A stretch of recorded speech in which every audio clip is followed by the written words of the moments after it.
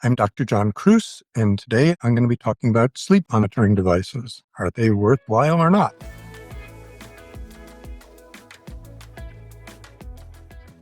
There's a plethora of devices out there to help you monitor your sleep, and none of them provide the accuracy that conventional polysomnography provides. What's really important, I think, is trying to figure out what question you are trying to answer, and if you are careful about what you ask for, they may be helpful to you. And if not, these devices, monitoring systems, can add to anxiety, which is exactly the last thing you want for insomnia. Recent surveys in America suggest that at least 70% of Americans might have trouble falling asleep once a month, but a full quarter of Americans are getting inadequate sleep at least half the nights. 10% of Americans, are having trouble with sleeping virtually every night. So this is a big common problems with sleep. There's certainly lots of social factors behind this because the rates keep increasing and our biology hasn't changed that much. So a whole night of sleep deprivation is roughly equivalent in terms of mental impairment to being legally drunk. So alertness is lower the next day, ability to recall information, ability to compute or do simple addition or word finding problems is equally impaired. So clearly a good night's sleep is important for functioning the next day. Non-REM sleep seems to be particularly important for helping consolidate memories and also for selectively forgetting what we don't need to remember.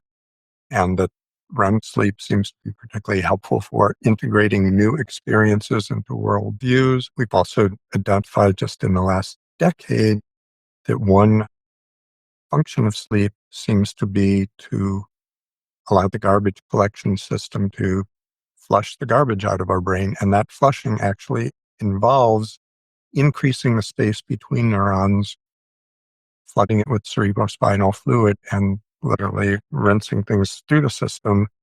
And when that rinsing is going on, again, normal connectivity is somewhat impaired, and it's hard to imagine the brain functioning the same way with that volume of fluid flushing through it as it would during an awake alert state. For decades, we've had what's called traditional polysomnography. So poly, many, sleep, somno, and graphy, drawing or picture of what's going on during sleep.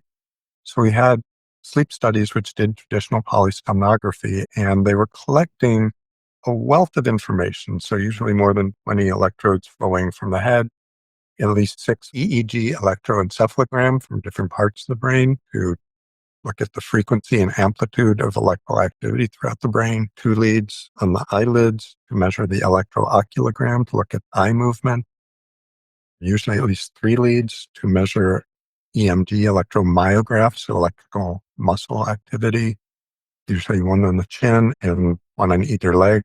And part of the leg was to look for restless leg movements and others. Usually a few leads to look at an EKG or electrocardiogram, heart rate and heart rhythm, usually also a pulse oximeter to measure oxygenation of the blood, a band around the abdomen measuring a plethysmography, band to measure abdominal pressure, and may or may not include devices to measure nasal pressure, sound devices to measure another aspect of the force of exhalation or inhalation. And part of all that elaborate wealth of information that was being gathered allowed people to look at one, sort of sleep latency, how long it took someone to fall asleep after they were instructed to go to sleep. 2, the total duration of sleep. 3, the efficiency of sleep. So within the span of time you were sleeping or trying to sleep, how much of it you were actually sleeping.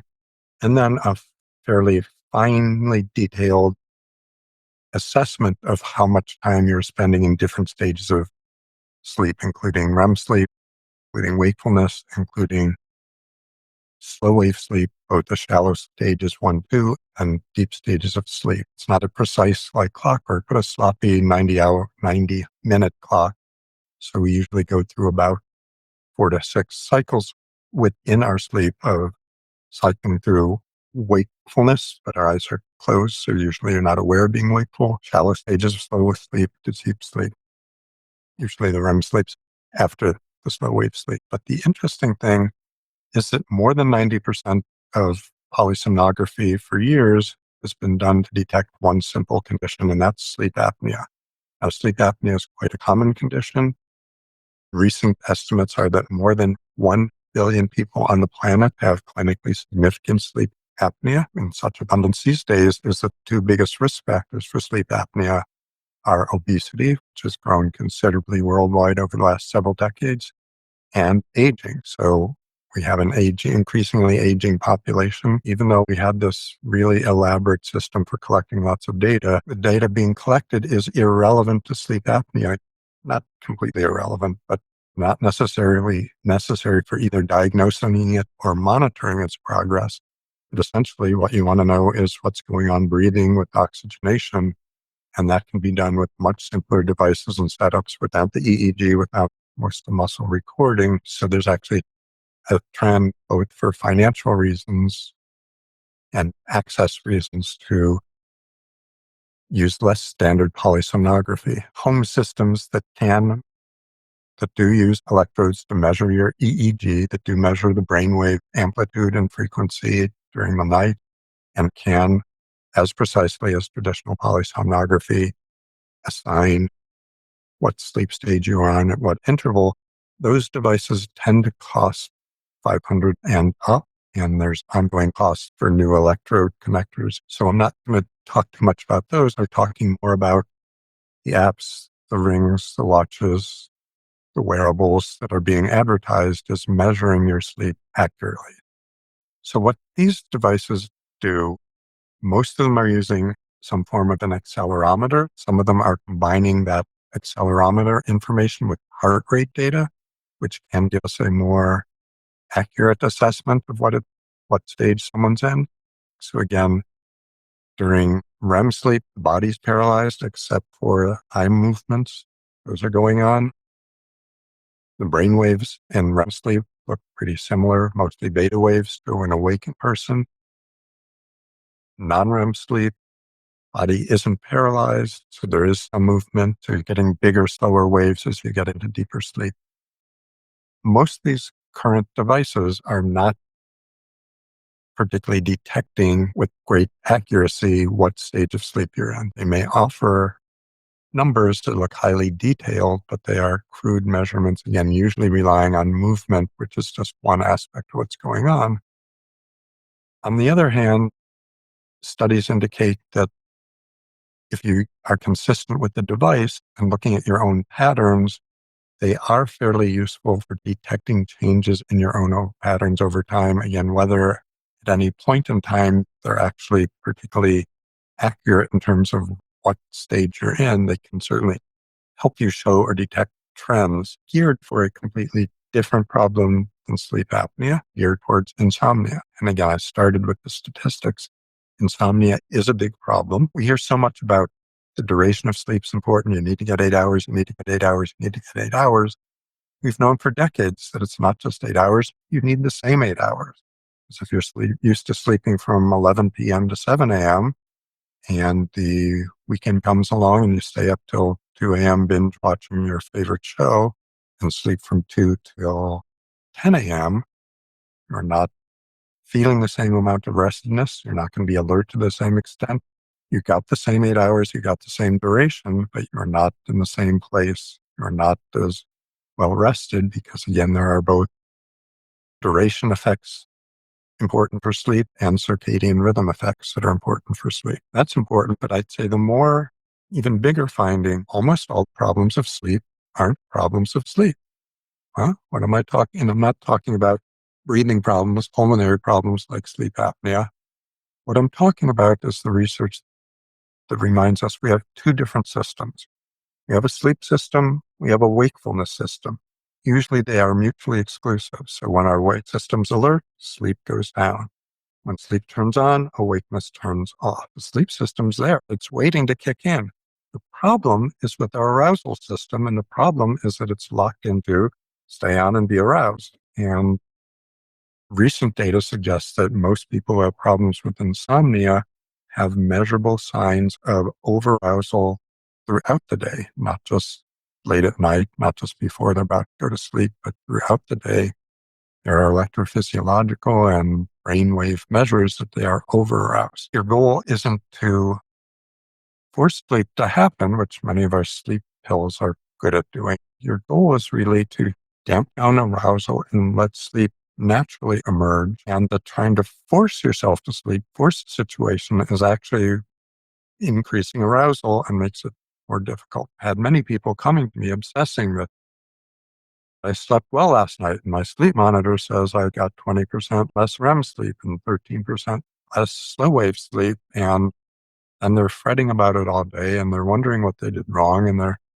So if your sleep monitor system is adding to daytime arousal, if you're getting more anxious from it than you're being soothed by it, it's having a net negative effect. Some of these systems are just simple monitoring systems. Increasingly, many of them aren't just monitoring systems for giving you feedback systems.